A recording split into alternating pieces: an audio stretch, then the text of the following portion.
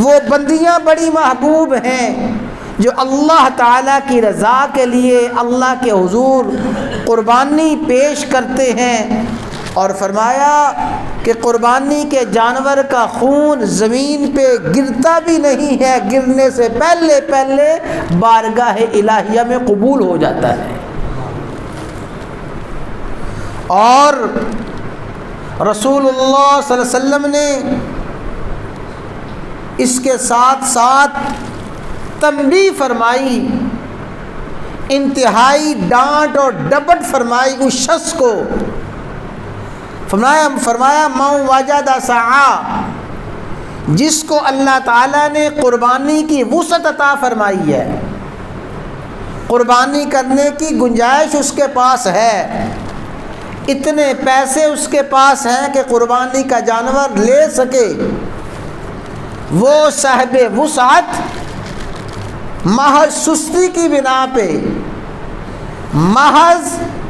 قربانی کے عمل کو معمولی جاننے کی بنا پہ، باوجود وسعت ہونے کے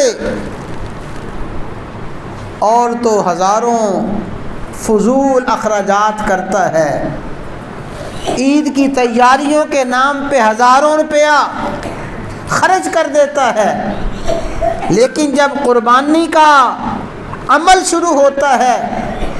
تو جو شخص وسعت ہونے کے باوجود قربانی نہیں کرتا، فرمایا فلا یحذرن، ایک روایت میں فرمایا فلا یقربن، صاحب وسعت باوجود وسعت ہونے کے قربانی نہیں کرتا، ایسے شخص کو ہماری عیدگاہ کے قریب آنے کی اجازت نہیں ہے۔ کیا مانا؟ عیدگاہ میں نماز پڑھنے کے لیے مسلمان آتا ہے، امت مسلمہ نماز عید کے لیے عیدگاہ میں آتی ہے، فرمایا جس شخص کو اللہ نے وسعت عطا فرمائی ہے